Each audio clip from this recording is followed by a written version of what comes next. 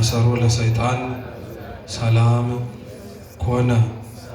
የተከበሩ አባታችን መላከ መንክራት ደሴ የዚህ ቅዱስ ቤተክርስቲያን ዋና አስተዳዳሪ፣ ክቡራን አባቶቻችን ካህናት፣ ወንድሞች ዲያቆናት፣ ሊቃውንተ ቤተክርስቲያን፣ መምህራን እንደየማዕረጋችሁ፣ ክቡር ወንድማችን ዘማሪ ዲያቆን ዮሴፍ፣ ክቡር ወንድማችን ቶማስ፣ ሁላችሁም ምእመናት በወደደን ባከበረን በአምላካችን ፍጹም ሰላም እንደምን አመሻችሁ፣ እንደምን ዋላችሁ። በቸርነቱ በምሕረቱ በእድሜያችን ለችን ሰዓት ጨምሮ ለዚህ ያደረሰን ያበቃን የአባቶቻችን አምላክ ልዑል እግዚአብሔር ስሙ የተመሰገነ ይሁን። እንደ እግዚአብሔር ቅዱስ ፈቃድ ከዚህ ሰዓት በኋላ ባለችን ጥቂት ደቂቃ ሕያውና ዘላለማዊ የሆነውን የአምላካችንን ቅዱስ ቃል እንማራለን። አምላካችን በጉባኤያችን በመሰባሰባችን መካከል ተገኝቶ እንዲያስተምረን፣ እንዲመክረን፣ እንዲገስጸን ቅዱስ ቃሉን መስማት እንድንችል የሁላችንንም ልቦና እንዲከፍትልን አይነ ልቦናችንን እንዲያበራልን የእርሱ ቅዱስ ፈቃድ ይሁንልን። እንደ እግዚአብሔር ቅዱስ ፈቃድ ባለችን ደቂቃ የምንማማርበት የትምህርታችን ርዕስ ቅድም ወንድማችን የመጨረሻ ሲዘምርበት ርዕሰ ጉዳይ በማንሳት ይሆናል። የትምህርታችንም ርዕስ የሚሆነው ትንሣኤ ነው። እስኪ ትንሣኤ በሉ ሁላችሁም ትንሣኤ እስኪ በሉ። አሁንም ድገሙት። ይሄ አይጠፋችሁም በእርግጠኝነት አይደል? የትምህርታችን ርዕስ ምንድን ነው አልኳችሁ? ትንሣኤ በሚል ርዕስ እንማራለን። አምላካችን በጉባኤያችን በመሰባሰባችን መሃል ተገኝቶ እንዲያስተምረን፣ እንዲመክረን፣ እንዲገስጸን የእርሱ ቅዱስ ፈቃድ ይሁንልን። ትንሣኤ ቀጥተኛ የቃሉ ትርጉም መነሳት ማለት ነው።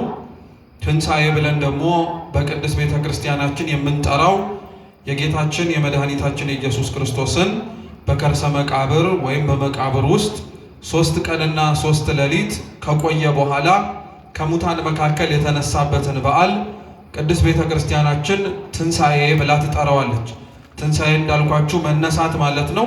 ጌታችን ከሙታን መካከል የተነሳባትን ያችን ዕለት እኛ ትንሣኤ ብለን እናከብራታለን። ትንሣኤ የጌታችን ኢየሱስ ክርስቶስ ከሙታን መካከል የተነሳባት ዕለት አንደኛው መጠራ ሲሆን፣ ሁለተኛው ደግሞ ይሄው ትንሣኤ ብለን የምናከብረውን በዓል ደግሞ ፋሲካ ብለን እናከብረዋለን። ለዛ ነው ቃሉን አብይ ጾምን ጾመን የጨረስንባትን በዓል አንዳንዶቻችን ትንሣኤ ብለን እንጠራዋለን፣ አንዳንዶቻችን ደግሞ ፋሲካ ብለን እንጠራዋለን። ፋሲካ ደግሞ የቃሉ ትርጉም መሻገር ማለት ነው። ምን ማለት ነው? መሻገር ማለት ነው። ፋሲካ የኦሪት በዓል ነው። ኦሪት ዘጸአት ምዕራፍ 12 ላይ አምላካችን ልዑል እግዚአብሔር በግብፅ ባርነት ሲሰቃዩ ለነበሩ ለእስራኤላውያን በመጨረሻ ከግብፅ ባርነት ሊወጡ ሲሉ ያዘዛቸው የመጨረሻ ትእዛዝ ነውር ነቀፋ የማይገኝበትን በግ ወይም ጠቦት አርደው እንዲበሉና ያንን አርደው ጠብሰው የበሉትን በግ ደግሞ ደሙን መቃንና ጉበኑ ላይ ቀብተው መልአከ ሞት እንደሚያልፋቸው እነሱም ደግሞ ያንን የበሉትን በግ እንደጨረሱ ከዛ በኋላ እግዚአብሔር አምላክ ከግብፅ ባርነት እንደሚያወጣቸው ነግሯቸዋል። አርደው የበሉትን በግ እግዚአብሔር ምን ብላችሁ ጥሩት አላቸው? የፋሲካው በግ አላቸው። የምኑ በግ? የፋሲካው በግ በሉት አላቸው። አርደው የበሉባትን ዕለት በዓሏን ደግሞ የእግዚአብሔር ፋሲካ ብላችሁ አክብሩት አላቸው። እንግዲህ ፋሲካ ማለት እንዳልኳችሁ መሻገር ነው። ግን የተሻገሩት ምንም እንኳን ከግብፅ ወጥተው ወደ ከነዓን የሄዱት የእስራኤላውያን እግሮች ይሁኑ እንጂ የእስራኤላውያን እግሮች ስለሆኑ ብቻ ግን አይደለም ከግብፅ የወጡት። የእስራኤል እግሮች በእግዚአብሔር ብርታትና በእግዚአብሔር አጋዥነት ስለጸኑ ነው። ለዛ ነው ምንም እንኳን የተሻገሩት የተጓዙት መንገዱን የደከሙት የእስራኤላውያን እግሮች ስለሆኑ ተብሎ በዓሉ የእስራኤል ፋሲካ ተብሎ አልተከበረም። ያሻገራቸው እግዚአብሔር የማያልፍ የሚመስላቸውን ቀን አሳልፎ ያሳያቸው አምላካቸው ስለሆነ የነሱ ድካም እሱ ካደረገላቸው ነገር አንጻር ሲነጻጸር ምንም በሚዛን ላይ የሚቀመጥ ስላልሆነ በዓሉን እኔ ያሻገርኳችሁ እንደሆነ አስባችሁ አስታውሳችሁ እንድታልፉት ስለሚያስፈልግ የእግዚአብሔር ፋሲካ በሉት አለ። ይሄንን የእግዚአብሔር ፋሲካ የተባለውን እነሱም ደግሞ የፋሲካው በግ ተብሎ የተጠራውን በግ አርደው የበሉባትን ያቺን ዕለት አባቶቻችን ፋሲካ ተብላ የምትጠራውን ለሐዲስ ኪዳን የጌታችን ኢየሱስ ክርስቶስን ከሙታን መካከል ተነስቶ የምናከብርበትን በዓል መጠሪያ አድርገው ይጠሩታል። ፋሲካ በኦሪት ወይም በብሉይ ኪዳን እስራኤላውያን ከግብፅ ወደ ከነዓን የሄዱበት ነው። ፋሲካ በሐዲስ ኪዳን ግብፅ ከተባለች ሲኦል ወጥተን ከነዓን ወደ ተባለች ገነት ነፍሳችን የተሻገረችባት ናት። ፋሲካ እስራኤላውያን በግ አርደው የበሉበት ነው። ለኛ ፋሲካ ብለን የምናከብረው ደግሞ ቅዱስ ጳውሎስ እንዳለን አንደኛ ቆሮንቶስ መልእክቱ ምዕራፍ 5 ቁጥር 7 ላይ አርደን የበላ ነው በግ ሳይሆን ክርስቶስን እንደሆነ ሲመሰክር ፋሲካችን ክርስቶስ ታርዶልናልና ይላል። እስኪ ፋሲካችን በሉ። ክርስቶስ ታርዶልናልና። እስራኤላውያን ያረዱት ምንድነው አልኳችሁ? በግ።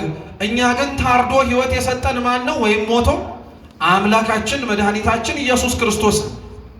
ሶስተኛው ፋሲካ ያከበሩትን በጉን አርደው ጠብሰው ሲባሉት ደሙን መቃንና ጉበኑ ላይ ቀብተውታል። በሐዲስ ኪዳን ደግሞ የበጉን ደም የተቀባው መቃንና ጉበን ተብሎ የሚጠራው የሰውነታችን መግቢያ በር የሆነው አፋችን ነው። ምናችን አልኳችሁ? አፋችን ነው። መልአከ ሞት ደሙ የተቀባበትን ቤት ምልክቱን አይቶ እንዳለፈው ሁሉ የጌታችን የኢየሱስ ክርስቶስን ቅዱስ ሥጋውን ክቡር ደሙን የተቀበሉ በአፋቸው ወደ ሰውነታቸው ያስገቡትን ምእመናን ሞት የተባለ ኃጢአት፣ ሞት የተባለ ሰይጣንም ሊቀርባቸው እንደማይችል ቤተ ክርስቲያናችን ታስተምራለች። ስለዚህ የኦሪቱ በዓል ከሀገር ወደ ሀገር የመውጣትን በዓል ሲያስብ፣ ሐዲስ ኪዳን ላይ ግን ፋሲካ ብለን የምንጠራው እኛ ከሲኦል ባርነት ወደ ገነት ሙሴ ተብሎ በሚጠራው በመሪያችን በጌታችን በኢየሱስ ክርስቶስ አማካኝነት ነፃ የወጣንበትን ዕለት ነው። ክርስቲያኖች ግን ሁላችሁም መርሳት የሌለባችሁ አንድ ትንሣኤና ፋሲካ ላይ ማስታወስ ያለባችሁ ነገር ቢኖር ትንሣኤና ፋሲካ ብለን የምናከብረው ጌታችን የተነሳበትን ዕለት ብቻ ግን እንዳልሆነም ጭምር ነው። ትንሣኤ ስንል ፋሲካ ስንል ለአንዳንዶቻችን ዕለቱን ማለትም ደግሞ በዓሉን የምናከብርበትን ቀን ብቻ የሚመስለን ያለን፣ ነገር ግን እኛ ዕለቱን በዓሉን የምናከብርበትን ብቻ ሳይሆን ትንሣኤና ፋሲካ የምንለው ራሱ የበዓሉ ባለቤት ጌታችን ኢየሱስ ክርስቶስ ራሱ ትንሣኤና ፋሲካ ይባላል። ማንና ማን? ትንሣኤና ፋሲካ ይባላል። የቅዱስ ዮሐንስ ወንጌል ምዕራፍ 11 ቁጥር 25 ላይ አምላካችን ከሙታን መካከል ወዳጁ አልዓዛርን ሊቀሰቅሰው ሲሄድ ለእህቱ ለማርታ ምን ብሎ ነግሯት ነበረ? አብራችሁም በሉ ትንሣኤና በሉ እንጂ ትንሣኤና ሕይወት እኔ ነኝ። አሁን ምእመናን ልጠይቃችሁ፣ ሕይወት ማን ነው? ይኸው እየጠየኳችሁ ነገርኳችሁ። ትንሣኤና ሕይወት እኔ ነኝ አለ ክርስቶስ። ሕይወት ማን ነው? ክርስቶስ ነው። ትንሣኤስ ማን ነው? ክርስቶስ ነው፣ ራሱ ነው። ስለዚህ ትንሣኤ ብለን የምናከብረው የተነሳባትን ዕለት ብቻ ሳይሆን የተነሳውን ራሱን ጌታችን ኢየሱስ ክርስቶስንም ጭምር ነው። እንደዚህ ሁሉ ፋሲካም የምንለው ከሲኦል ወደ ገነት የተሻገርንባትን ክርስቶስ ሞትን ድል አድርጎ የተነሳባትን የጾሙን የመጨረሻዋን ቀን የፈሰክንበትን ብቻ ሳይሆን ራሱ ጌታችን ኢየሱስ ክርስቶስን ነው ፋሲካ እያልን የምንጠራው። ቅድም እንዳልኳችሁ ቅዱስ ጳውሎስ አንደኛ ቆሮንቶስ መልእክቱ ምዕራፍ 5 ቁጥር 7 ላይ ፋሲካችን ክርስቶስ ታርዶልናልና አይደል ያለው። ፋሲካ ብሎ የጠራው ዕለቱን ሳይሆን ራሱ የታረደውን በጉን ጌታችን ኢየሱስ ክርስቶስን ነው።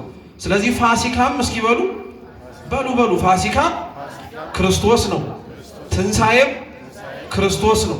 ስለዚህ ትንሣኤ ፋሲካ ብለን የምናመሰግነው ማንን ነው ማለት ነው? ክርስቶስን ነው ማለት ነው። አሁን ቅድም ወንድማችንም ሲዘምር እንደሰማችሁት ትንሣኤህን ለምናምን ለኛ አለ።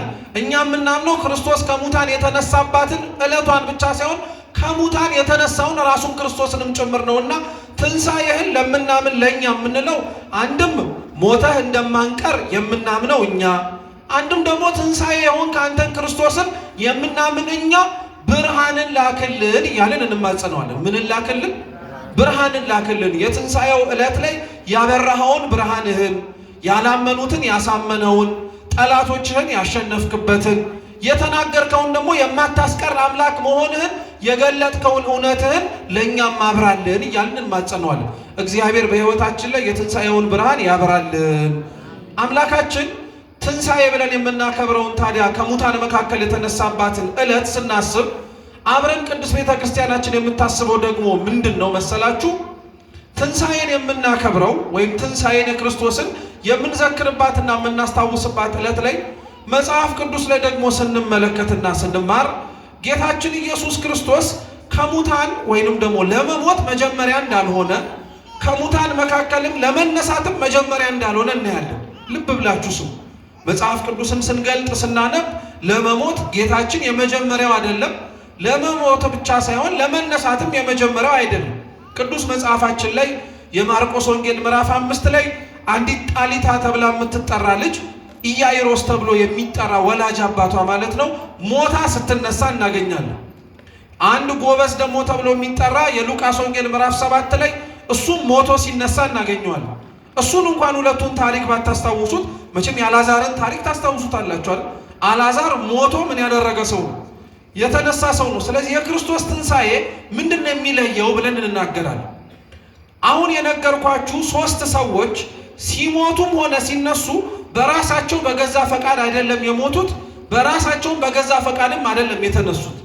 ጌታችን ኢየሱስ ክርስቶስ ግን ክርስቲያኖች በገዛ ፈቃዱ ለመሞቱ የመጀመሪያ ነው። በገዛ ፈቃዱ ደግሞ ከሙታን መካከልም ለመነሳት ስንተኛ ነው? የመጀመሪያ ነው። ማንም እሱን የሚመስለው ሞት፣ ማንም እሱን የሚመስለው ትንሣኤ በሰው ዘንድ የለም፣ ሊኖርም አይችልም። ሁላችንም ስንሞት የሚያስነሳን እንዳለ አምነን እንሞታለን፣ ስንነሳም ያስነሳን እንዳለ አምነን እንቀበላለን።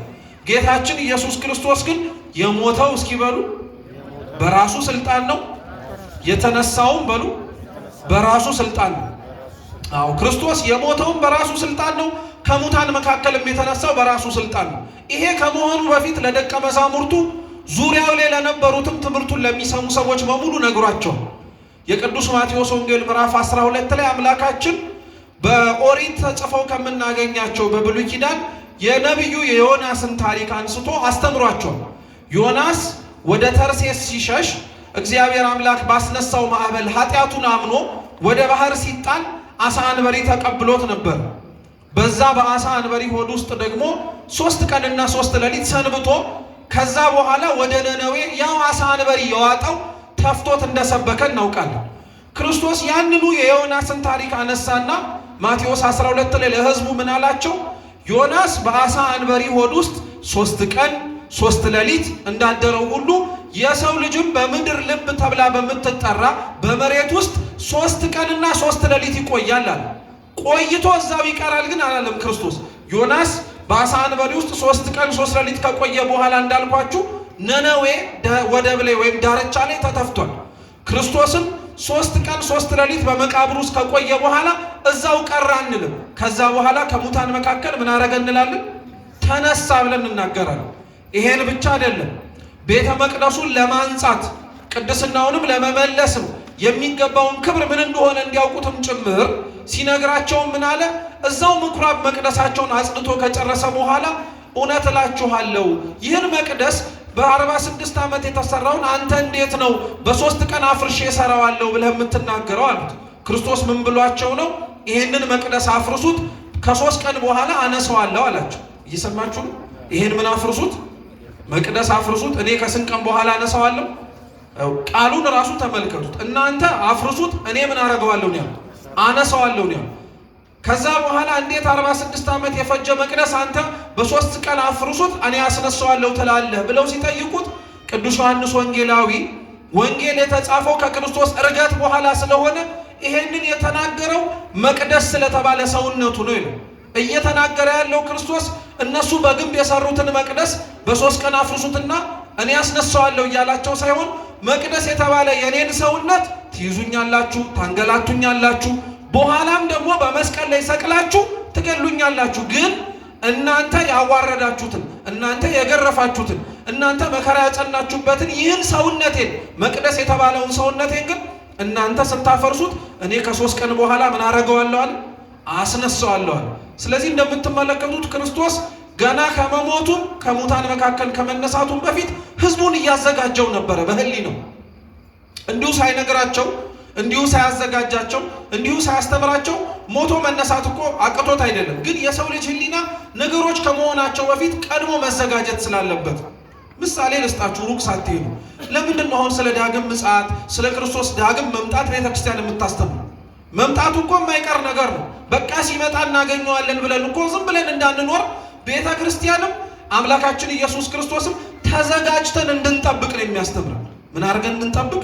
ተዘጋጅተን። ክርስቶስም ልክ ለዳግም ምጽአት ተዘጋጅተን ደግ ሰርተን ክፉ አቁመን ኃጢአትን ትተንና ረስተን በቀኙ ለመቆም መንግስቱን ለመውረስ እንድንዘጋጅ እንደሚያስተምረን እንደሚመክረን ሁሉ ከሙታን መካከል ከመነሳቱ በፊትና ከመሞቱ በፊት እንደሚሞትና ከሙታን መካከል እንደሚነሳ እያስተማረ ያዘጋጃቸው ነበር። ነገር ግን ስለ ትንሣኤ እንዳልኳችሁ በቃሉ ብቻ ሳይሆን ክርስቶስ ያስተማረው በተግባርም ጭምር። ይሄን መቅደስ አፍርሱት አስነሳዋለሁ ብቻ ሳይሆን ያለው ብዙ የፈረሱ መቅደሶችን አስነስቶ ክርስቶስ ከፈረሱ ወይም ከሞቱ ሰዎች መካከል የመጀመሪያ ያስነሳት መጽሐፍ ቅዱስ ላይ ተጽፋ የምናገኛት ቅድም እንዳልኳችሁ የማርቆስ ወንጌል ምዕራፍ 5 ላይ ታሪኳ ተጽፎ የምትገኘው ጣሊታ ተብላ የምትጠራ ልጅ ናት። ማን አልኳችሁ? ጣሊታ። ልብ ብላችሁ ስሙ። ታሪኳ አጭር ስለሆነ ሰብስቤን የምነግራችሁ ነው። የአይሁድ የምኩራቦቻቸው አለቃ የሆነ ኢያኢሮስ ተብሎ የሚጠራ አንድ ሰው ነበረ ይላል የማርቆስ ወንጌል ምዕራፍ 5። እና ይሄ ኢያኢሮስ ልጁ በጠና ታመመችበት። ልጁ በጠና ከታመመችበት በኋላ ጌታችን ኢየሱስ ክርስቶስ ወዳለበት ስፍራ ሄደና አምላካችንን አግኝቶ ለመነው፣ ተማጸነው። መምህር ሆይ ልጄ በጠና ስለታመመችብኝ እባክህ ወደ ቤቴ ወርደህ አድንልኝ፣ ፈውስልኝ አለ። አምላካችን ኢየሱስ ክርስቶስም እሺ ና እንሂድ አለ። ታሪኩን እዚህ ጋር ላቁምላችሁ፣ ቁም ነገር ስላለው እንድንማረው ስለሚያስፈልግ። ኢያኢሮስ የአይሁድ የምኩራብ አለቃ ነው። አይሁድ ማለት በአጭሩ ጌታችን ኢየሱስ ክርስቶስን ለመስቀል ሲተባበሩና ሲሰበሰቡ የነበሩት ሕዝብ ማለት ነው። ምኩራብ ደግሞ ተብሎ የሚጠራው የአይሁድ ቤተ ጸሎት ነው።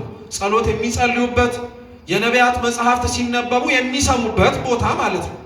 ኢያኢሮስ የአይሁድ የምኩራብ አለቃ ነው ማለት ምን ማለት መሰላችሁ? ባጭሩ ክርስቶስን ሊገሉት ክርስቶስን አሳቻ ሰዓት መርጠው ሊይዙት የሚፈልጉት ሰዎች የሚሰበሰቡበት ቦታ አለቃቸው ነው ማለት ነው። የነሱ ሐሳብ ሐሳቡ ነው። የነሱ ምክር ምክሩ ነው። የነሱም የሚያስቡት ሐሳብና ምክራቸው ብቻ ሳይሆን በደንብ አድርጎ በሐሳባቸውም ተስማምቶም ጭምር የሚኖር ሰው ነበር። ነገር ግን አሁን ልጁ በጠና ታመመችበት። ኢያኢሮስ ክርስቶስ ጋር ልጄ ታማብኛለች አድንልኝ ብሎ የሄደው የመጀመሪያ ምርጫው ሆኖት አይደለም፣ ከአቅሙ በላይ አጣብቂኝ ውስጥ ስለገባ። ሰው በነገራችን ላይ ክርስቲያኖች አጣብቂኝ ውስጥ ሲገባ አላደርገውም ያለውን ነገር በሙሉ እንደሚያደርግ ታውቃላችሁ። በደህና ሀገር ላይ በጽድቅ ይኖር የነበረ ሰው ከልክ በላይ አጣብቂኝ ውስጥ ሲገባ ኃጢአት መስራት ይጀምራል። አልሰርቅም ያለው ሰው ይሰርቃል። አልበድልም ያለው ይበድላል። አልገድልም ያለው ይገድላል። ይሄ ብቻ አይደለም፣ አምላኩን አልክድም ያለ ሰው ራሱ አጣብቂኝ ውስጥ ሲገባ ይሄው ወደ አምላኩ የሄደው እግሩ ነው እየሮጠ ጠንቋይ ቤት ሄዶ የሚንበረከከውም ጭምር። ሰው አጣብቂኝ ውስጥ ሲገባ የሚወስነውን ውሳኔ በጣም ለመወሰን ይቸገራል።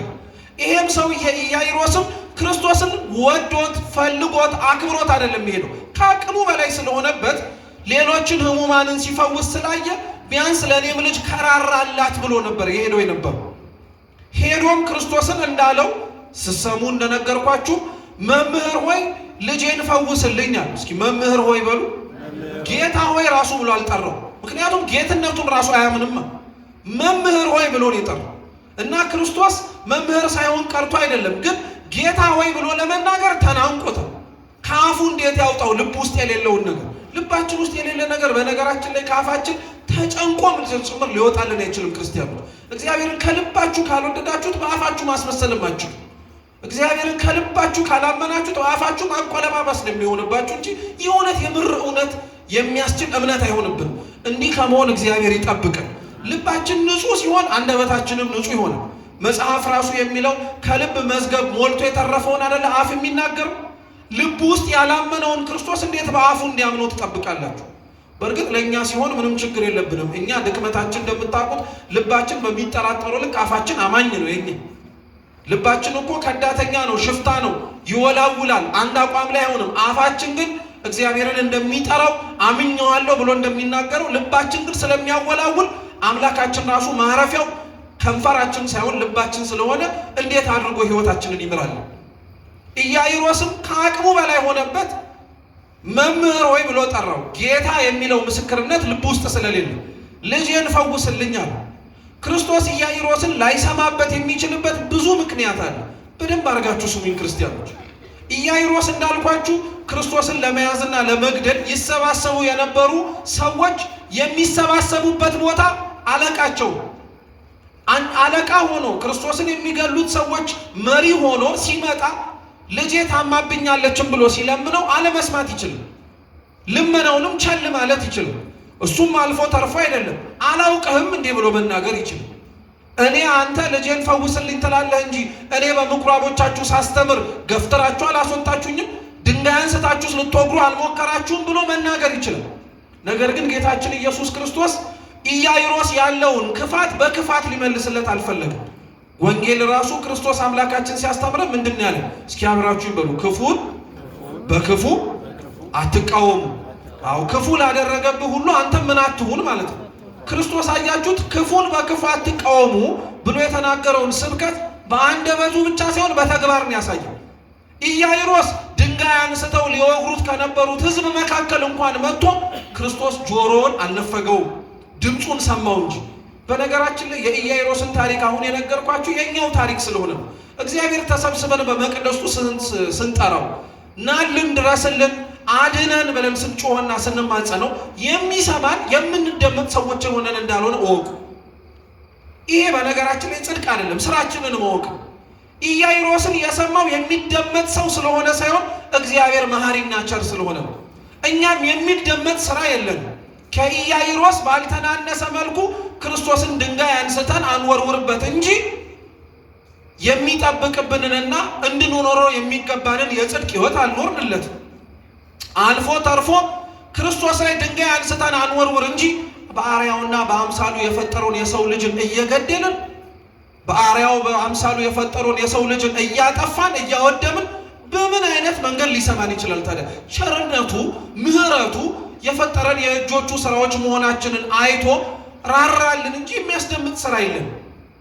ስለዚህ እሺ ናንውረድ አለ። በጣም የሚገርማችሁ ኢያይሮስ ምንም ክፉ ቢሆን ደግሞ የምኩራብ አለቃ ነው የሚለውንም ደግሜ ልንገራችሁ። ምኩራብ ውስጥ እንዳልኳችሁ የነቢያት መጽሐፍት ይነበባል። የምን መጽሐፍት? የነቢያት መጽሐፍት ማለት ብሉይ ኪዳን ማለት ነው። የነቢያት መጽሐፍት የሚነበብበት ቦታ ላይ ኢያይሮስ አለቃ ነው ማለት የተማረ ነው ማለት ነው። ብሉይ ኪዳን ያውቃል። በቃ እግዚአብሔር ማን እንደሆነ፣ እግዚአብሔር ምን ሊያደርግ እንደሚችል፣ እግዚአብሔር ምን አይነት አቅምና ከሃሊነት ችሎታ እንዳለው ጠንቅቆ ያውቀዋል። በጣም የሚገርማችሁ የኢያይሮስ የሚያውቀው እውቀቱ ግን እምነት እንዳልሆነ በሌላ ታሪክ ላሳያችሁ። የሉቃስ ወንጌል ምዕራፍ 7 ላይ ተመሳሳይ እንደ ኢያይሮስ ችግር የገጠመው የአንድ የመቶ አለቃ ታሪክ ተጽፎ ታገኛላችሁ።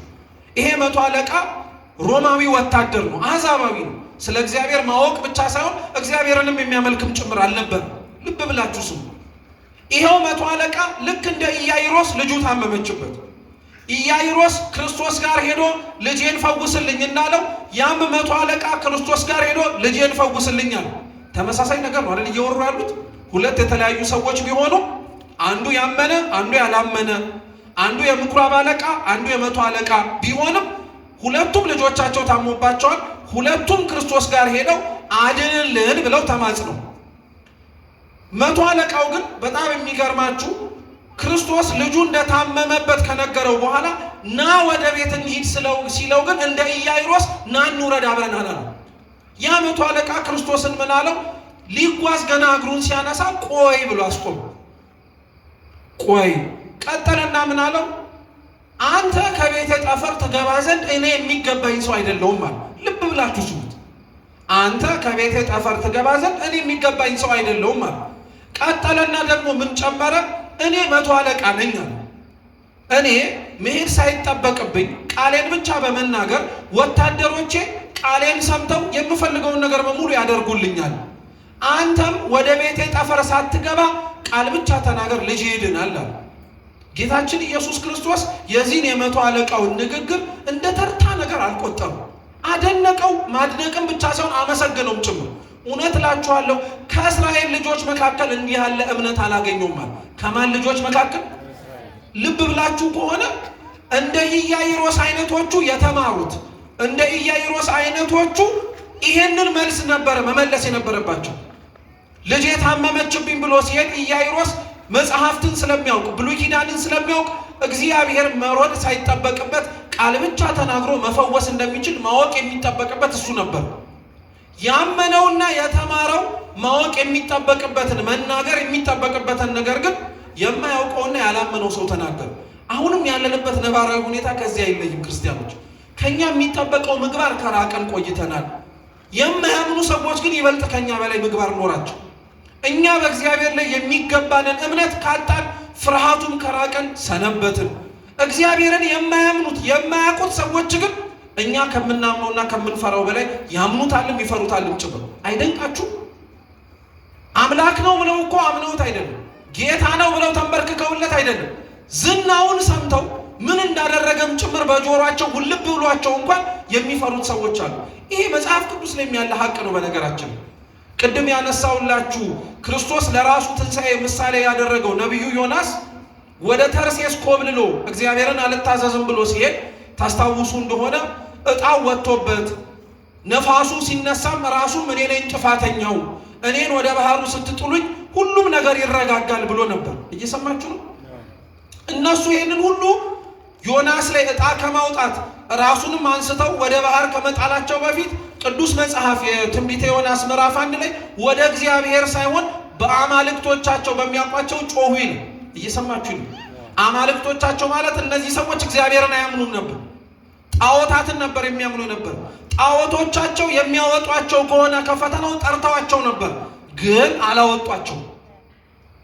እግዚአብሔር በዮናስ ላይ እንደተቆጣ ዮናስ ግን አውቆ እኔ ነኝ ጥፋተኛው ጣሉኝ እኔን ወደ ባህሩ ካለ በኋላ ተጨንቀው ጣሉት ይላል። እስኪ ተጨንቀው በሉ እንጂ ምን አደረጉት? አይገርማችሁ? ተጨንቀው ጣሉት እኮ የሚለው ላለመጣል ራሱ ፈልገዋል ማለት ነው። ስብዕና አላቸው፣ የሰው ክብሩ ገብቷቸዋል ማለት ነው። ያቺ የዮናስ መርከብ አባቶቻችን ሲያስተምሩ ቤተ ክርስቲያን ናት ይላል። ቤተ ክርስቲያን ውስጥ በጣም ብዙ ግራ ሊያጋቡ የሚችሉና በጣም ብዙ ቅር የሚያሰኙ በጣም ብዙ ፈተናዎች ሊኖሩባት ይችላሉ። ምናልባት ይላል ቅዱስ ዮሐንስ አፈወርቅ ከፈተናዎቹ ምክንያቶች መካከል አንተ ብትሆን፣ አንቺ ብትሆኚ፣ እኔ ብሆን፣ እኛ ብንሆን ይላል። እየሰማችሁ ነው? ከኛ መካከል ጥፋተኛ የሆነው እገሌ ነው ቢባል እንደነዛ ሰዎች አንስተን ለመጣል እንጨነቅ ይሆን ይላል ቅዱስ ዮሐንስ አፈወርቅ። እንዲያውም እኛ አንስተን ለመጣል እንቻኮላለን እንጂ በአንተ የደረሰብን ማት በአንቺ የመጣብን ቁጣ ከሆነ ብለን ለምንጥላቸው ሰዎች ራሱ ለነፍሳቸው አንራራም ይላል። በጣም እኮ የሚደንቅ ንግግር ነው። በነገራችን የሚበጠብጠውን ሰው እኛ እናገኘው እንጂ ያጠፋውን ሰው እኛ እንወቀው እንጂ ርኅራኄና ሐዘኔታ ራሱ ለማሳየት እኮ ምንም አይነት ነገር ከልባችን እንጥፍጣፊው ጠፍቶብናል። በቃ ጭካኔ ብቻ ነው ሰውነታችንን የወረሰው። ያገኘነውን ሰው በሙሉ ብንችል በመላሳችን ካልሆነልን እንኳን ድንጋይና ዱላ አንስተን ስላጠፋው ጥፋት እግዚአብሔር እንዲምረው ሳይሆን ስለበደለው በደል እግዚአብሔር ባይቀጣው እኛ ግን ልንምረውም ጭምር አንፈልግም። ዮናስን ግን አንስተው የጣሉት ሰዎች እግዚአብሔርን ባያውቁ ራሱ ስለ ዮናስ ግን ተጨነቁለት ይላል። ስለ ሰው መጨነቅ አለብን ክርስቲያኖች። ማንም ይሁን ማን አጥፍቶም ሊሆን ይችላል፣ ተሳስቶም ሊሆን ይችላል፣ ክፋት ኖሮበትም ሊሆን ይችላል። የሰው ነፍስ ግን ሊያሳስበን ያስፈልገን። ዮናስን አንስተው ከጣሉት በኋላ እንዳለው ዮናስ ባህሩ ጸጥ አለ። ምኑ ጸጥ አለ? ልብ ብላችሁ ስሙ። ባህሩ ጸጥ ካለ በኋላ ባህሩ ላይ የነበረው መርከብ ላይ የነበሩት ሰዎች ትንቢተ ዮናስ ምዕራፍ 1 ሲናገር መጨረሻ ላይ ምን ይላል? ይህንንም አይተው እስኪ አብራችሁ በሉ። ይህንንም አይተው እግዚአብሔርን ፈሩት። ማንም ፈሩት? በምን አይቀውት? በምን አምነውት? በማን ተሰብከው ነው እግዚአብሔርን ሊፈሩት የሚችሉት? ስራውን አይተው እኮ። አሁን አያችሁት? ኢያይሮስ እግዚአብሔርን የሚያውቅ መጽሐፉ ሲነበብ የሰማ ከእግዚአብሔር ምኩራብ ውስጥ የነበረ ሰው ሆኖ እግዚአብሔርን መፍራትም ማመንም ርቆት ነበር። እግዚአብሔርን ከሩቅ ድምፁን የሚሰማው ስራውን የሚያውቀው መቶ አለቃው ግን ፈርቶ ተንቀጥቅጦ ቤተ ጠፈር ልትገባ አይገባም ማለት። ይሄንኑ ጸሎት ነው በነገራችን ላይ ቅዱስ ቁርባን ስንቀበል የምንጸልየው ታውቃላችሁ። ቅዱስ ሥጋውን ክቡር ደሙን ለመቀበል ቤተ መቅደስ ድርገት ሰዓት ላይ ሰልፍ ይዘን ተራችንን እስክንጠብቅ ድረስ የምንጸልየው ጸሎት ይሄንን ጸሎት ነው። አቤቱ ጌታ ሆይ ከቤተ ጠፈር ትገባኝ ዘንድ እኔ የሚገባኝ አይደለሁም የሚል ጸሎት አለ። ቅድመ ቁርባንም ድህረ ቁርባንም የሚጸለይ ማለት ነው። እውነት ነው። እኛም እግዚአብሔር በሕይወታችን ይገባ ዘንድ የሚገባን ሰዎች አይደለንም ብለን ራሳችንን በትሕትና ዝቅ ማድረግ አለብን። ክርስቶስ የኢያይሮስን ድክመቱን ስላወቀ ሊከራከረው ሊያስተምረው ምንም ነገር አልሞከረም። እሺ ና አብረን እንሂዳለን። እየሰማችሁ ነው ክርስቲያኖች? ምን እናርጋለው? እና አብረን እንሂድ ብለው ወረዱ። በመንገድ ላይ ሲሄድ በጣም ብዙ ሰዎች አስጨነቁት። መንገዱ ላይ በጣም ብዙ ሰዎችም ጭምር ያዙት። ለምን? ክርስቶስ ምን አይነት አምላክ እንደሆነ፣ ምን አይነት መምህር እንደሆነ፣ ምን አይነት ጌታ እንደሆነ ይሰሙ ነበር። የታመመውም ይጋፋል፣ የራበውም ይጋፋል፣ ማየት የሚፈልግ ይጋፋል፣ መማር የሚፈልገው ይጋፋል። ክርስቶስ የተነሳበት ዓላማ የታመመችዋን ልጅ ለመፈወስ ነው። ህዝቡ ግን እንዴት ያራምደው? በጣም አስጨናነቀው። በዛ መካከል ደግሞ ሌላ የታመመች ሌላ ስትሰቃይ የነበረች ስለ አንዲት ሴት ደግሞ ታሪክ እዚሁ ታሪክ ላይ ቅዱስ ማርቆስ ያነሳታል። ያለ ምክንያት የተነሳች ሴት አይደለም፣ ያለ ምክንያት አይደለም። የዚህች ሴት ታሪክ እዚህ ቦታ ላይ የገባው ልብ ብላችሁ ስሙ። እቺ ሴት ክርስቶስ ኢያኢሮስን ለመፈወስ ወደ ቤታቸው እየሄደ እያመራ በመንገድ መካከል ሲያልፍ ነው ያየችው አምላካችን። ተኝታ አንቀላፍታ ከነበረችበት አንድ ቀን ጠዋት ስትነሳ ደም ይፈሳት ጀመር። ጤነኛ ነበረች እኮ ስትተኛ። ጠዋት ስትነሳ ነው በሽተኛ የሆነችው። በነገራችን ክርስቲያኖች ተኝቶ መንቃት ቀላል ነገር እንዳይመስላችሁ። ያውም በጤና ብዙ ሰው ተኝቶ የሚሞት እንዳለ እናውቃለን። አንቀላፍቶ ያልተነሳ ሰው እንዳለ እናውቃለን። አንቀላፍቶ ጠዋት ሲነሳ የሌለበትን ይዞ የተነሳም ሰው እናውቃለን። ተኝቶ መነሳት ካጣናቸው ብዙ ነገሮች ጋር እያነጻጸርን ቀላል ነገር አይመስልም። ስራ ብናጣ፣ ህይወታችን ቢጎልብን፣ ኑሯችን በሙሉ ጠመመም ቢልብን፣ ተኝቶ መነሳት ግን ከብዶት ሁሉም ነገር የተቃናለት ሰው እንዳለ እንዳትረሱ። ተኝታ ስትነሳ ደሟ ያለማቋረጥ መፍሰስ ጀመረ። ባለጸጋ ስለሆነች ገንዘቧን በሙሉ ለባለ መድኃኒቶች ሰጠች። ማንም ባለ መድኃኒት ግን ሊፈውሳት አልቻለም። ለምን ይመስላችኋል? ባለ መድኃኒቶች ላይ እጃቸው ላይ አድሮ በሐኪሞችም ጭምር እኮ ፈውስ የሚሰጠው እግዚአብሔር እንደሆነ እኮ እናምናለን እኮ። የባለ መድኃኒቱ እጅን የራሱ የእግዚአብሔር እጅ አድርጎ አምላካችን ተጠቅሞ ሊያድን እንደሚችል እንቀበላለን። ቅዱሳት መጽሐፍትም ይሄንን ይመሰክራሉ። ነገር ግን ለምንድን ነው በብዙ ባለ መድኃኒቶች በብዙ ሐኪሞች ያቺ ነፍስ ልትፈወስ ደህና ልትሆን ያልቻለችው፣ ጤናዋ ሊመለስላት ያልቻለው ለምን ይመስላችኋል? መልስ አለው። በነገራችን በእያንዳንዳችን ህይወት ላይ ክርስቲያኖች እግዚአብሔር ብቻ ካልሆነ ሊፈታው የማይችል ቋጠሮና ሊፈታ የማይችል ነገር አለ። በቃ ይሄ ነው ሐቁና እውነታው። ማንም ሊፈታው የማይችል 1000 ዓመት እውቀት ሊኖር ይችላል። በጣም ብዙ ከፍ ያለ ባለጸጋም ልትሆን ትችላለህ። በገንዘብ ብቻ አይደለም፣ በጉልበትና በአቅም ብዙ ሰው ልታውቅ ትችላለህ። ያ ሁሉ ያለህና በእጅህ ላይ የተንሰራፈው ነገር ግን እግዚአብሔር ካልሆነ ሊፈታልህ የማይችለውን ቋጠሮ እንኳን መፍታት ሊያውቀው ራሱ አይችልም። ሁላችንም ህይወት ላይ እንደዚህ አይነት ነገር አለብን። እግዚአብሔርስ ለምንድን ነው እሱ ብቻ ካልሆነ ሊፈታው የማይቻሉ ቋጠሮችን ህይወታችን ላይ የሚያስቀምጥ? አንደኛው በዚህ ሰበብ ከሱ እግር ስር እንድንመረከክ ነው። እየሰማችሁ ነው? ብዙ ሰው እግዚአብሔርን ብሎ አይምጣ እንጂ ቤተክርስቲያን ስራቶ ይመጣል አይመጣም? ኧረ ፈጣሪ ይመጣል አይመጣም? ይመጣል። ጤናቶስ ይመጣል አይመጣም? ሰው ፈልጎስ ይመጣል አይመጣም? እኛ ፈልገነው የመጣነው እግዚአብሔርን ራሱን አይሁን እንጂ ከእግዚአብሔር ልንቀበለው ያለ ነገር እንዳለ አምነን ስንመጣ እግዚአብሔርስ ጥበበኛ አምላክ አይደለ? ከሱ ለመቀበል ብለህ ስትመጣ እሱን እስከምታገኘው ድረስ ያስቀምጣል። አንተ ስራ ፈልገን የመጣው ስራ ሳታገኝም ግን እሱ እዚሁ ቁጭ ያደርጋል። ከስራው በላይ የእሱ እጅ ስለሚበልጥብን አብዛኞቻችን ከእግዚአብሔር የምንቀበለውን ነገር ከእጁ ተቀብለን እግዚአብሔርን ሳናገኝ ግን ወደ ቤታችን ተመልሰን ስራውን ተሰጥቶን፣ ትዳሩን ተሰጥቶን፣ ጤናውን ተሰጥቶን፣ ልጁን ተሰጥቶን፣ የምንፈልገው ነገር ተሰጥቶን፣ ነገር ግን እሱ ከሱ ተቀብለነው ራሱ ባለቤቱን ሳንይዘው ሄደን ሰዎች አለን። እግዚአብሔር በሁላችን ህይወት ላይ ይግባልን። ከሱ ከእጁ መቀበልን ብቻ አይደለም ማወቅ ያለብን ክርስቲያኖች፣ ራሱ ነው አምላካችንን ይዘን ነው መሄድ ያለብን። እስኪ እውነት ልጠይቃችሁ፣ ልብ ብላችሁም ስሙኝ ባካችሁ። አሁን በዚህች ቅጽበት ከእግዚአብሔር የምትቀበሉትና ቢሰጣችሁ የምትመኙትን ነገር አስቡት። ፈቅጄላችኋል፣ ልሰጣችሁ አይደለም ግን አስቡት። የምትፈልጉትን ነገር አስቡት። ለምን አገር የሆነ ነገር ማታስቡ? በጣም ጥሩ አሰባችሁት። እሱን በቀኛችሁ አስቀምጡት። በግራችሁ ደግሞ የለመናችሁትን የሚሰጣችሁን እግዚአብሔር ደግሞ እስኪ አቁሙት። እሱ ደግሞ ምንም አልያዘም፣ ባዶ እጁን ነው የቆመው። ማንን የምትመርጡት? በሉ እንጂ መልሱ። እንደው እንዳፋችሁ ምርጫችሁንም እንደዚህ ያደርግላችሁ። እውነቴን እንደምላችሁ ይሄ እውነተኛ ምርቃት ነው ራሱ። አብዛኞቻችን እግዚአብሔር ባዶ እጁን እዚህ ጋር ቆሞ እሱ የሚሰጠንን ነገር ለጸሎታችን ልመና ቢደረድር አፍህ እግዚአብሔርን ይላል እንጂ ልብህ የጸሎት መልስ ላይ ነው የተንጠለጠለ። ሐቁ እውነታው እንደዛ ነው። ባይሆንማ ኖሮ አግኝተንም አተንም ከማን ደጅ አንጠፋም ነበር? ከእግዚአብሔር። አተን የመጣው እግራችን አይደለ? ስናገኝ ደግሞ ተመልሶ ኮብልሎ የሚጠፋብን። ስለዚህ እግዚአብሔር አንዳንድ ቋጠሮቻችንን የማይፈታልን ያለ እነሱ ምክንያት ወደ እሱ እንደማንመጣ ስለሚያውቅ። ሁለተኛ እግዚአብሔር በሕይወታችን እሱ ብቻ ካልሆነ ቋጠሯችንን የማይፈታው ደግሞ ለምን መሰላችሁ? ድንቅ ስራውን እንድናውቀው። ምን ስራውን አልኳችሁ? ድንቅ ስራው።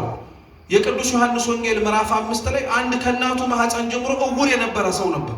እየሰማችሁ ነው? ምን የነበረ ሰው? እውር የነበረ ሰው ነበር። ምንም የዓይን ምልክት ራሱ የለው እና ይህ ሰው ተወልዶ ይኖርበት የነበረበት ከተማ ላይ ክርስቶስ ከደቀ መዛሙርቱ ጋር ሲያልፍ ደቀ መዛሙርቱ ያንን ምንም የዓይን ምልክት የነበረውን ሰውዬ ራሱ ተመለከቱና ምን አሉ? ጌታ ሆይ ይህ ሰው እውር ሆኖ ዓይንም ሳይኖረው እንዲወለድ የተደረገበት ምክንያት የወላጆቹ ነው ወይስ የራሱ ምክንያት ነው? አብዛኞቻችን እኛ ራሳችን በጣም ጥያቄ የሚፈጥሩብን የሰውን አኗኗር ስናይ እንደው ምን ግፍ ቢሰራ ነው ብለን ጠይቃችሁ አታውቁም? እንደው ምን ጥፋት ቢያጠፋ ነው እሱን የበደለው ወላጆቹ ብለን እኛም እኮ እንጠይቃለን። ክርስቶስ ግን ምን አለ መሰላችሁ? ይህ ሰው አላጠፋም ወላጆቹም አልበደሉም ማለትና እውር ሆኖ የተወለደበትን ምክንያት ሲናገር የእግዚአብሔር ድንቅ ስራ እንዲገለጥበት ነው አለ። ወዲያው ነው አምላካችን ታዲያ ምራቁን ተፋና መሬቱ ላይ ጭቃ አብኩቶ የዓይን ምልክት ሰራለትና ሂድና በሰሊሆም መጠመቂያ ታጥበና ዓይኑ በርቶለት ነው የተመለሰው። አያችሁ፣ እግዚአብሔር እውር ሆኖ እንዲወለድ ያደረገው እውር ሆኖ እንዲኖር ፈልጎ አይደለም፣ ማን ዓይኑን እንዲያበራለት ስለፈለገ ነው። ስለዚህ አሁን ከዚህ በኋላ ማን ነው ዓይኔን አበራልኝ ብሎስ የሚያወራው? እግዚአብሔር። አየህ፣ አንዳንድ ቋጠሮች እንዳይፈታ የሚፈልገው ሰው ቢፈታልህ ሰው ፈታልኝ እያልህ እያጎበደድክ ትኖር ነበር። እግዚአብሔር ግን ሲፈታልኝ እሱ ጋር እየተንበረከክ እየመጣ እሱ ነው ሕይወቴን ለወጠልኝ ብትል ይሻላል አይሻልም? ወይስ እንዲሁ በሰው እጅ መውደቁን ለምደንበታልኝ? አባ ጊዮርጊስ ዘጋስጫ የእሑድ የአርጋኖን ጸሎት ብሎ ምን ይላል? አቤቱ ጌታ ሆይ በሰው እጅ ከመውደቅ በአንተ በእግዚአብሔር እጅ መውደቅ ይሻላል ይላል። እውነቱን እኮ ነው። ምክንያቱም ራሱ ሲናገር ምን ይላል? የሰው እጅ ተሸክሞ ይዝላል፣ የሰው እጅ ተሸክሞ ይታክተዋል፣ የሰው እጅ ተሸክሞ መሸከሙን ራሱ እንድታውቀው ተሸክም ይሄ እኮ ነው ብሎ እያለ 40 ጊዜ ተዘጥዛል። የእግዚአብሔር እጅ ግን ሲሸከም መዛል የለበትም፣ መድከም የለበትም። ተሸክም ያለው እኮ እያለ አያስጨንቅህም። ራሱ እንደ ተሸከመ አውቀው እንድታመሰግነው ልብህን ይከፍትልሃል እንጂ። ስለዚህ ከሰው እጅና ከእግዚአብሔር እጅ መውደቂያው የትኛው ይሻላል? እግዚአብሔር እጅ ላይ ሁላችንን የሚጣል። ስለዚህ አምላካችን ይህቺ ሴት እንደዚህ እንደሆነች ተመልክቶ አይቶ ወደ እሷ አልዞርም። እሷ ግን ሊያድናት እንደሚችል አምና የልብሱን ጫፍ ብነካ ደሜ ቀጥ ይልልኛል አለች። መንገድ ላይ እኮ ነው ያየችው። አመነች፣ አምናም አልቆመችም። ሄደችና ከዛ ሁሉ ከሚጋፋው ሰው መካከል የቀሚሱን ጫፍ ነካችው። ደም እየፈሰሳት ነው። ደሟ እኮ ቆሞ አይደለም፣ ከነ ችግሯ ነው ከእግዚአብሔር ጋር ሄደችው። ችግሯን እስክትቀርፍና ደህና እስክትሆንም ጭምር አልጠበቀችም። ትምህርት ነው። ኃጢአታችሁን እስክትተዉ ድረስ ቤተክርስቲያን አልመጣም አይባልም። ኃጢአትህን ለመተው ቤተክርስቲያን ትመጣለች። በደሌን፣ ኃጢአቴን፣ ክፋቴን፣ ሰካራምነቴን፣ አመንዝራነቴን፣ ሱሰኛነቴን እስክተው ድረስ አልመጣም አይባልም። መቼም አትተውም ያለ እግዚአብሔር መጥተህ ከነ ችግር እግዚአብሔር አራግፎ ነፃ አድርጎ የተውከውን ዓለም መልሰህ እንድታበራበት በቅድስና ይመልስሃል እንጂ። ብዙ ሰው ግን ተስተካክሎ መምጣት ነው የሚፈልገው። እውነታው ግን ተስተካክለህ አትመጣም። እዚህ መጥተህ ተስተካክለህ ትመለሳለህ እንጂ። እቺ ሴት ደሜ እስኪደርቅ ልጠብቅ አላለችም። ደሟ እንዲደርቅ ወደ እግዚአብሔር ሄደች እንጂ። ሁለተኛ ልብ ብላችሁ ስሙ። እቺ ሴት በሕይወቷ ፈርዳን ሄደችው። ደም መፍሰስ እንደዚሁ ዝም ብሎ ያለ ችግር እንዳይመስላችሁ። በድሮ ዘመን በተለይ በእስራኤላውያን አንድ ሰው ደም እየፈሰሰው ሊያውም እየታየ አያስቀርቧቸው። ዓለም አስቀረብ ብቻ አይደለም፣ ከነኳቸው ራሱ ድንጋይ አንስተው ለመውገር መብት አላቸው። እቺ ሴት በሕይወቷ ፈርዳ ነው ክርስቶስ ጋር ሄደችው። ዛሬስ በሕይወታቸው ፈርደው ጦርነት ነው፣ ትግል ነው፣ እገታ አለው፣ ምንድን ነው ቢባሉ ራሱ በየጸበሉ በየገዳማቱ ድህነት አለበት እግዚአብሔር ይጎበኝበታል የሚባሉ ወገን ዘመዶቻችን የሉ አሉ እኮ። አየህ፣ እነሱን እንድታውቃቸው በሕይወታቸው ፈርደው የሚሄዱ እግዚአብሔርን ለማግኘት ጉድጓድ ውስጥ የሚገቡ ጤናማ መሆን ይችሉ ዘንድ እግዚአብሔርን ማመሰገን ይችሉ ዘንድ የሚሞክሩ ሰዎች አሉ። እቺም ሴት ሄዳ የክርስቶስን ቀሚስ ነካቸው።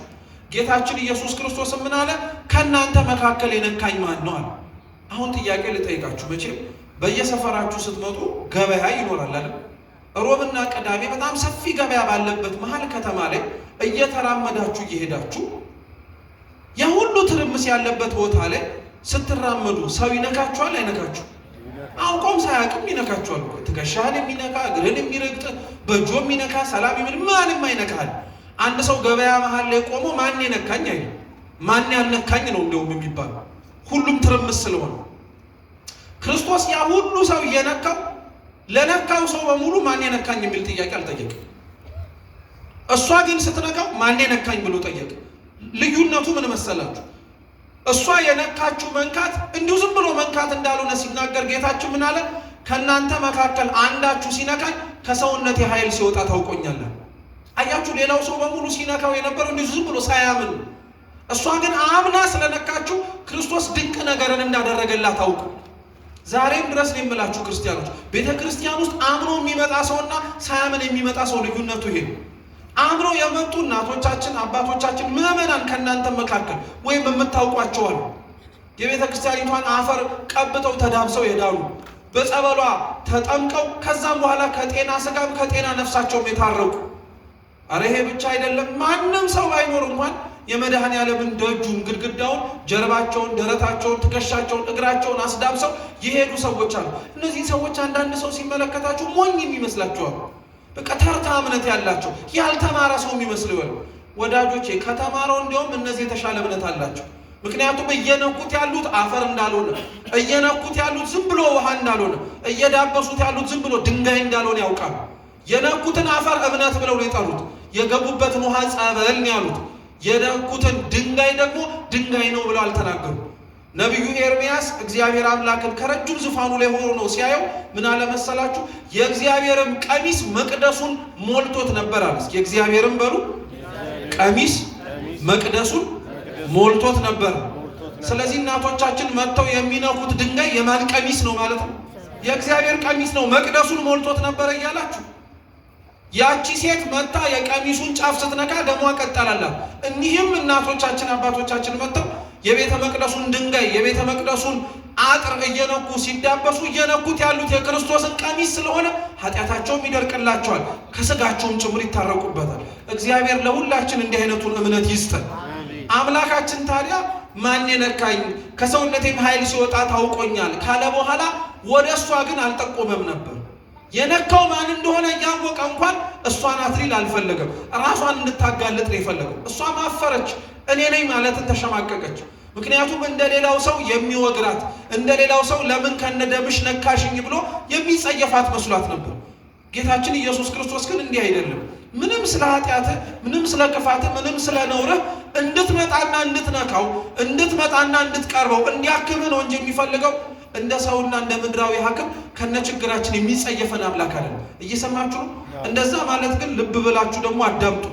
ኃጢአት ለመስራት የሚያበረታታ ቃል ግን አይደለም። ይሄ እግዚአብሔር ከነ ኃጢአት ይቀበልሃል ማለት ኃጢአት ሰርተና ማለት አይደለም። ብዙዎቻችን የምንታለለው ይሄን ነው። ብዙ ኃጢአት፣ ብዙ ነውር፣ ብዙ ክፋት ሊደረግ የማይችል ነገር በሙሉ እያደረግን ምንም ችግር የለም እግዚአብሔር መሐሪ ነው እንላለን። አትርሱ ክርስቲያኖች፣ እግዚአብሔር መሐሪ እንደሆነ ፈራጅም ጭምር። አትዘብትበትም፣ አታሾፍበትም፣ አትቀልድበትም። ዝምታው ትዕግስት ነው እንጂ ዝምታው ሌላ ነገር አይደለም። አብዛኞቻችን ግን እንደዚህ አይነት የመዘባበት ህይወትም ጭምር አለብን።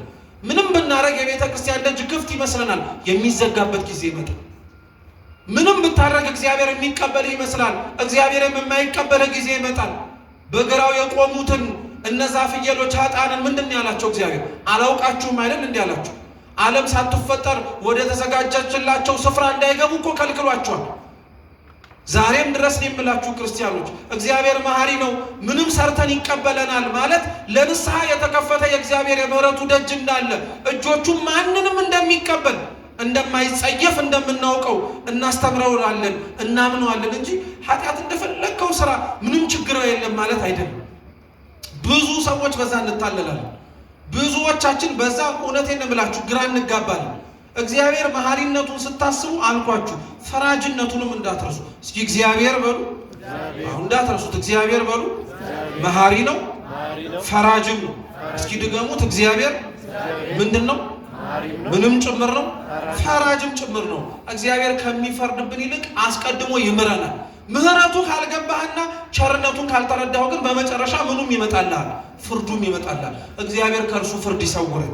ስለዚህ ይህችን ሴት አልፈረደባትም። ለምን ነካሽኝም ጭምር አላላት። እርሷን ግን ተመለከተና አንቺ ሴት አላት፣ ኃጢአትሽ ተሰርዮልሻል፣ ድነሻል፣ ተፈውሰሻል አላት። ተመልከቱ፣ ደሟን እኮ ነው ያደረቀላት። ደምሽ ደርቋል ግን አላላት። ኃጢአትሽ ተሰርዮልሻል፣ ድነሻል ብሎ ነው የፈወሳት አምላካችን። እኛም በነገራችን ላይ እንዳልኳችሁ ቅድም ይዘነው የምንመጣው ነገርና እግዚአብሔር የሚሰጠን ነገር ልዩነቱን እንድታውቁት ነው። እሷ ደሟ ቀጥ እንዲልላት ነው የመጣችው። እግዚአብሔር ግን የሰጣት ከደሟ ቀጥ ማለት በላይ ለነፍሷም ድህነት ሊሆናት የሚችለው የኃጢአት ስርየትን ነው። እኛ ይዘን የምንመጣው ነገር ችግራችንን፣ ውጣ ወረዶቻችንን እግዚአብሔር እንዲያስተካክልልንና እንዲያደርግልን የምንፈልገውን ነገር ነው። እግዚአብሔር ግን ይዘነው የምንመጣውን ነገር ከመስጠትም አልፎ በካህናቱ ላይ አድሮ የማይሰራ ኃጢአት ከኃጢአት ማሰሪያ ማን ይፍታህ ይላል። አያችሁት? እግዚአብሔር ሁለት ስሙ የተመሰገነ ይሁን። እንደ አመጣጣችን አይደለም አየህ የሚሰጠን። አንተ ለስጋ ብለህ ስትመጣ እሱ ግን ለነፍስ ጨምሮ ይሰጣል። አንተ ለእጅ ለምትፈታው ነገር ተጨንቀ ስትመጣ እሱ ግን የነፍስህንም ቋጠሮ ፈቶ በንጽህና እንድትመላለስ ይፈቅድልሃል ማለት ነው። ስለዚህ ያችንም ሴት ፈወሳት፣ አዳናት። ከዛ በኋላ መንገዱን ቀጠለ። ብዙም ግን ሳይጓዝ ኢያኢሮስ ቤት ውስጥ የነበሩ ሰዎች መጡና ምን አሉት? መምህሩን አታድክመው፣ የታመመችው ልጅ ሞታለች አሉት። ኢያኢሮስ ክርስቶስ ጋር የሄደው ካልረሳችሁት ልጄ ታማብኛለች፣ ምን አድርግልኝ ብሎ ፈውስልኝ፣ አድንልኝ ብሎ። እሱ ግን መንገድ ላይ በጣም ስለቆየና ስለዘገየ፣ እየሰማችሁ ነው? በጣም ስለቆየና ስለዘገየ ከዛው ታመመችበት ከተባለበት ቤት የመጡ ሰዎች መምህሩን አታድክመው፣ ልጅቷ ምን አድርጋለች አሉ? ሞታለች አሉ። ምን ማለት መሰላችሁ? መምህሩን አታድክመው፣ ልጅቷ ሞታለች ማለት ታማ ቢደርስ ኖሮ ያድናታል። አሁን ግን ሞታ ስለቀረች ምንም ሊያመጣ ስለማይችል አታድክሙ አሉ። አሁንም አያችሁት? ኢያኢሮስ ብቻ ሳይሆን ቤት ውስጥ ያሉት ሰዎች ራሱ ክርስቶስን ከመምህርነት ባለፈና በተሻገረ በየትኛውም መንገድ ጌታ መሆኑን አላወቁትም ማለት ነው። እየሰማችሁ ነው? ቅድም ስርዓተ ጸሎቱ ሲጀመር አስተውላችሁ ከሆነ የቅዱስ ማቴዎስ ወንጌል ምዕራፍ 16 ከቁጥር 13 ጀምሮ ነው የተነበበው። ጌታችን በፊልጵስዩስ ቂሳሪያ ሰዎች የሰውን ልጅ ማን ይሉታል ብሎ ጠየቀ። አልሰማችሁም ሲነበብ? ከዛ አንዳንዶች ከነቢያት መካከል ነህ፣ አንዳንዶች ኤርሚያስ ነህ፣ አንዳንዶች መጥምቁ ዮሐንስ ነህ ብለው መለሱለት። ራሱ ደቀ መዛሙርቱ እኮ ናቸው። ጌታ ግን እናንተስ ማን ትሉኛላችሁ ሲል የሐዋርያት ሁሉ አለቃ የሆነው ቅዱስ ጴጥሮስ ምን አለ? አንተ ያው የእግዚአብሔር ልጅ ነህ አለ። እየሰማችሁ ነው? የክርስቶስን ማንነት ማወቅ በጣም ቁልፍ ነገር ነው ክርስቲያኖች። እንዲሁ ዝም ብለን አይደለም ማምለክ ያለብን፣ እንዲሁ ዝም ብለን አይደለም መንበርከክም ጭምር ያለብን። የምናመልከው የምንበረከክለት ስሙም ሕያውና ዘላለማዊ የሆነው እግዚአብሔር ማን ነው ብለን ማወቅ መቻል አለብን። ቅዱሳት መጽሐፍት በሚያስተምሩት መምህራነ ቤተ ክርስቲያንም ባስተማሩን ትምህርት መሰረት የምንሰበሰብባት ቤተ ክርስቲያን ማንና ምን እንደሆነች፣ የምናመልከው አምላክ ማንና ምን እንደሆነ ጠንቅቀን ማወቅ አለብን። ቢያውቁ ኖሮ መምህር ሆይ ብለው አይጠሩትም ነበር፣ ጌታ ሆይ ነበር ብለው የሚጠሩት። ቢያውቁ ኖሮ ሞታለች አታድክመው ብለው አይናገሩም ነበር። ሞታለች ግን ይዘውና ሊያስነሳት ይችላል፣ ሲቀሰቅሳት እናያለን፣ ተአምር ይፈጽምልናል ብለው በጠሩት ነበር። አያችሁት? እግዚአብሔርን አለማወቅ ያለው ክፍተት። አብዛኞቻችን የእውቀት ክፍተት አለብን ሲባልና እንማር ሲባል በነገራችን ላይ አላዋቂነታችንንና ችግር እንዳለብን ውስጣችንን ለመንካት ወይም ደግሞ ቃለ ጽርፈት ስድብ ነው ለማለት አይደለም። ክርስቲያኖች እውነት ልብ ብላችሁ ስሙ። ማወቅ አለብን እግዚአብሔርን። ስለ ቃሉን ቅዱስ ቃሉን ተመልክተን ቁጭ ብለን መማር አለብን ሲባል አለማወቃችን ውስጥ ያለውን አለማመንን ጭምር ለመቅረፍ ነው። ይበልጥ እግዚአብሔርን ስናውቀው እምነታችንም ጭምር እንዲጨምርልን ስለሚያስፈልግ። ስለዚህ መምህር ሆይ አታድክመው፣ መምህሩን አታድክመው፣ በቃ ልጅ ሞታለች አሉት። ክርስቶስ ግን የሚገርማችሁ አሁንም እነሱ የሚሉትን ሰምቶ በቃ አንተም አታምንም፣ ቤተሰቦችህም አያምኑም፣ አዝናለሁ ብሎ አልሄደም። ና ወደ ቤት እንውረዳለን።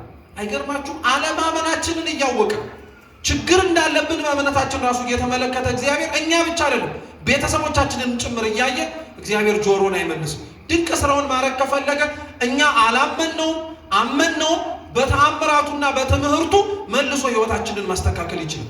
እነዚህ ቤተሰብ ውስጥ ነገርኳችሁ፣ ኢያኢሮስ አያምንም። መምህር ወይ ብሎ ከምርጫዎቹ አንዱ አድርጎት ነው እግዚአብሔርን ይሄዱ። ይሄም ቤተሰብ ክርስቶስን አታድክመው ሞታለች ብሎ ተስፋ የቆረጠ ነው። የእነሱን አለማመን የእነሱን ተስፋ መቁረጥ ተመልክቶ ግን እግዚአብሔር ካላመናችሁኝ ተስፋ ከቆረጣችሁብኝ ታዲያ ምን እንዳደረግን የምትፈልጉት ብሎ አልተዋቸው። እምነታቸውንም ተስፋቸውንም ጭምር ሊቀጥልላቸው ስለፈለገ ኑ ወደ ቤት አብረን እንውረድ ያለው ክርስቶስ ወደ ቤታቸው ሄደ። ቤታቸው ሲገባ ከባድ ለቅሶ ነበር። ልጅቷ ገና ልጅ ናታ፣ ሮጣ ያልጠገበች፣ ተምራ ያልጨረሰች፣ ገና ስንት ነገር ትሆናለች ተብላ የተጠበቀች። ሞት በነገራችን ላይ በጣም ጨካኝ ነው። ክርስቲያኖች እንደምታውቁት የወለደውን የከበደውን በደንብ አድርጎ የኖረውን ብቻ አይደለም ይዞ የሚሄድ ገና የተወለደውንም ሕፃን ይወስዳል። ብዙ ሮጣ ያልጠገበውንም ልጆች ሲቀበሩ አይተን ምን አለ እንደው እነሱ እንኳን ኖረው አረጋውያኑ ቢያልፉ ስንል አረጋውያኑ ኖረው ገና ወጣቶች ሲሞቱ በአንድም ይሁን በሌላ መንገድ ሕፃናትም ሲያልቁ ተመልክተን እግዚአብሔር አምላክ ያቺ ልጅ የሞተችበት ቤት ውስጥ ሲገባ ኃይለኛ ለቅሶ ነበር። አምላካችንም ወደ ሞተችበት ሬሳዋም ወዳለበት አልጋ ተጠጋና ተቀመጠ። ምን አላቸው ለነዛ ቤተሰቦች? ይህቺ ልጅ አንቀላፍታለች እንጂ አልሞተችም። እስኪ ይህቺ ልጅ በሉ አንቀላፍታለች እንጂ ምን አላረገችም? አልሞተችም። ሰዎቹ ከት ብለው ሳቁበት። ለምን መሰላቸው የሳቁበት? ማንኛውም ሰው በእንቅልፍና በሞት መካከል ያለውን ልዩነት ያውቀው። አሁን ቤታችሁ ገብታችሁ ቤታችሁ ውስጥ ያለ አንድ ሰው ተኝቶ ብታገኙት እሪ ትላላችሁ እንዴ? መልሱ እንጂ። ለእንቀላፋ ሰው በሙሉ ስታለቅሱ ነው እንደምትገኙት። ለምንድን? ተኝቷል እንጂ አልሞተም ማለት የተኛ ሰው ምን ማድረጉ ስለማይቀር። ክርስቶስ ለምን ይመስላችኋል ይህቺ ልጅ ተኝታለች እንጂ አልሞተችም ያለው? ሊቀሰቅሳት ሊያስነሳት ነው አይሄድም። ሞትን እንቅልፍን ያለው ለአንቀላፋ ሰው እንደማታለቅሱትና ጊዜውን ጠብቆ ይነቃል እንደምትሉት ሁሉ ሞትም እንቅልፍ ነው። ልዩነቱ ምን መሰላችሁ? የሞት እንቅልፍነት አንደኛ የምንነሳበት ጊዜ መርዘሙ፣ ሁለተኛ የምንተኛበት አልጋ ከአልጋነት ወደ አፈርነት መለወጡ፣ ሶስተኛ የምንለብሰው ልብስ ቀርቶ በሬሳ ሳጥን ውስጥ መግባታችን በመግነዝ ጨርቅ መጠቅለላችን እንጂ ሞት እንቅልፍ ነው፣ እንቅልፍም ሞት ነው። ምንም ልዩነት የለው። መነሳትህ አይቀርም። ለዛ አይደል እንደ ሃይማኖትን ጸሎት ስንጸልይ የሙታንን መነሳት ተስፋ እናደርጋለን የለም ምንለው? እንዴት ነው ታዲያ ይሄንን እየጸለየ አንድ ክርስቲያን ለሞተ ሰው እንደማይነሳ አምሮ ድረስ የሚያዝነው?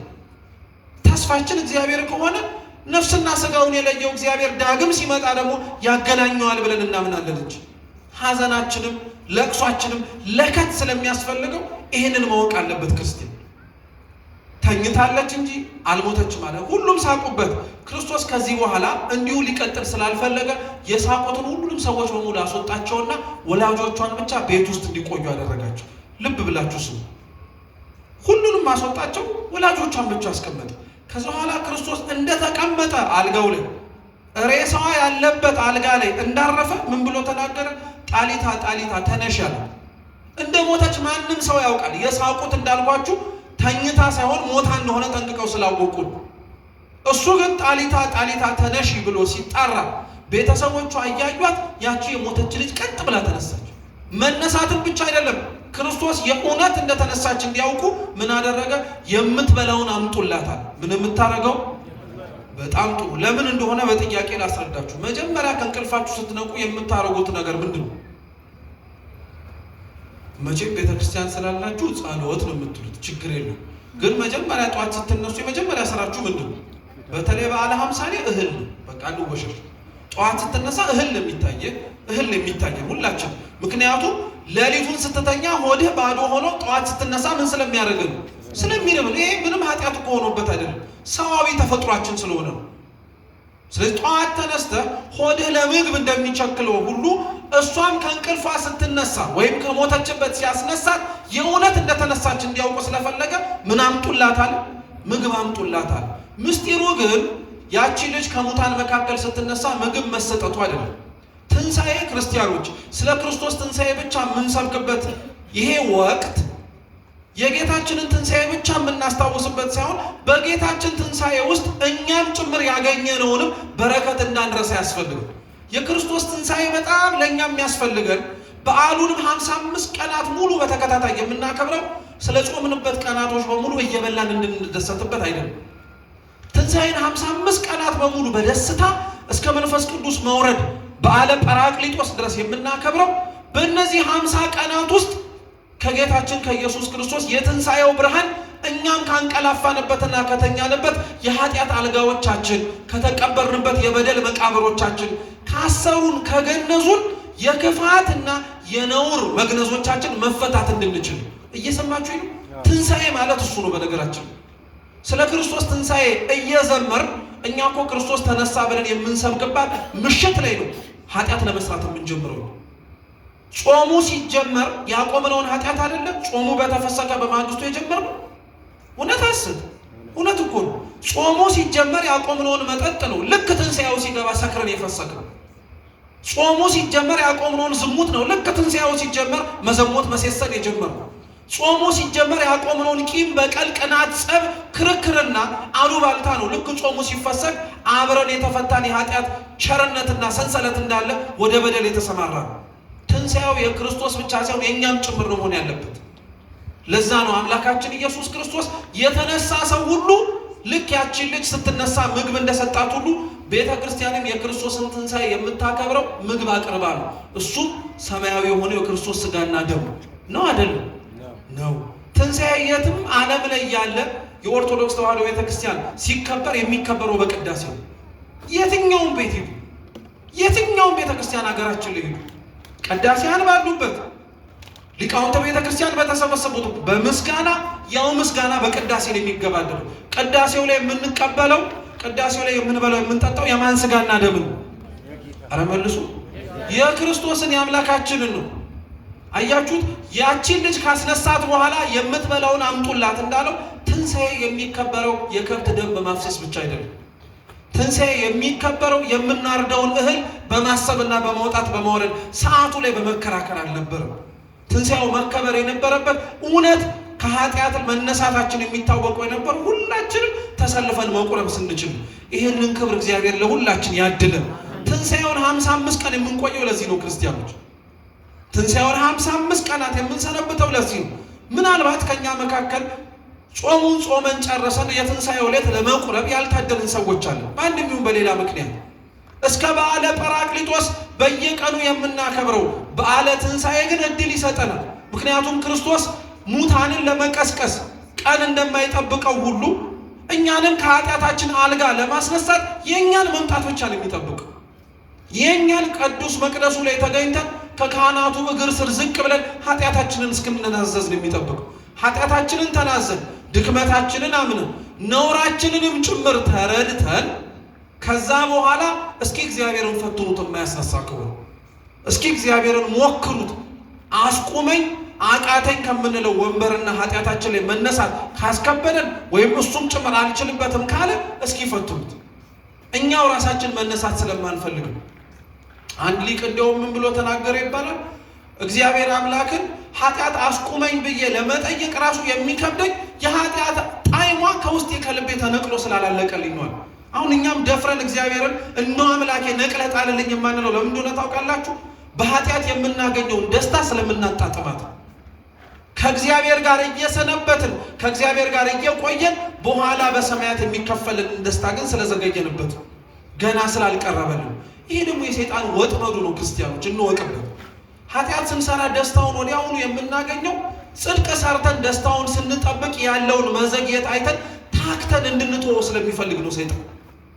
እግዚአብሔር ደግሞ በተገላቢጦሽ ኃጢአት ሰርተን የምናገኘው ደስታ በኋላ ወደ ጸጸት እንደሚለወጥ ስለሚያውቅ ልክ ጎተራ ውስጥ እንደሚሰበሰብ እህል ጽድቅ እየሰራችሁ ደስታችሁን ግን በሰማይ ማንም ሊቀማችሁ በማይችልበት እንድታጣጥሙት ስለሚፈልግ በዚህ በጥቂቱ እየከፈልን ያቆየናል።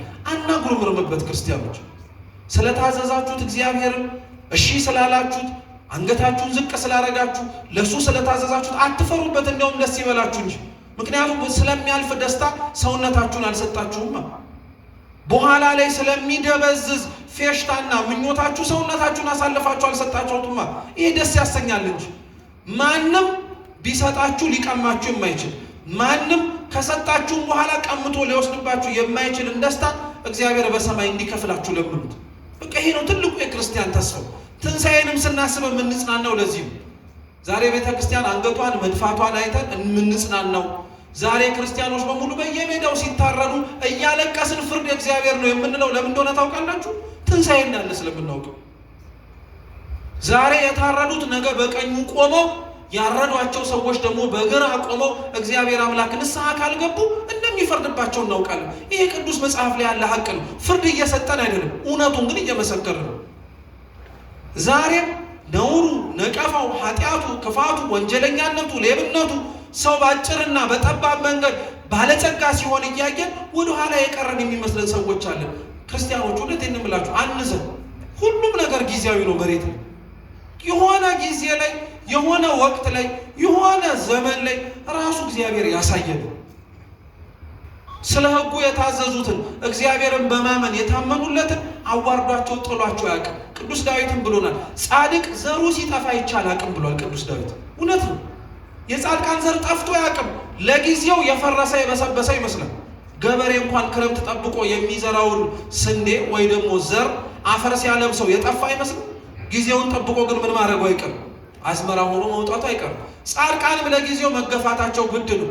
ጻድቃንም ለጊዜው መሰቃየታቸው፣ መንገላታቸው፣ አፈር መልበሳቸው ግድ ነው። በኋላ ግን እነሱ አንድ ሆነው የተቀበሩትን 30፣ 60፣ 100 ያማረ ፍሬ ሆነው ነው የሚወጡት። ትንሣኤ ማለት ይሄ ነው ክርስቲያኖች። አምላካችን ሁሉ እግዚአብሔር በሁላችን ይህንን ትንሣኤ ብርሃኑን ያብራልን፣ የሰማነውን በልቦናችን ሰሌዳ ይጻፍልን። በጎደለው በነጠበው በክቡር አባታችን በሊቃውንት የሚታረም የሚስተካከል ይሁን። አምላካችን ሁላችንንም ፍጻሜያችንን ያሳምርልን። የሰማነውን ለመኖርም በቅዱስ ቃሉ በቸርነቱ ይርዳን።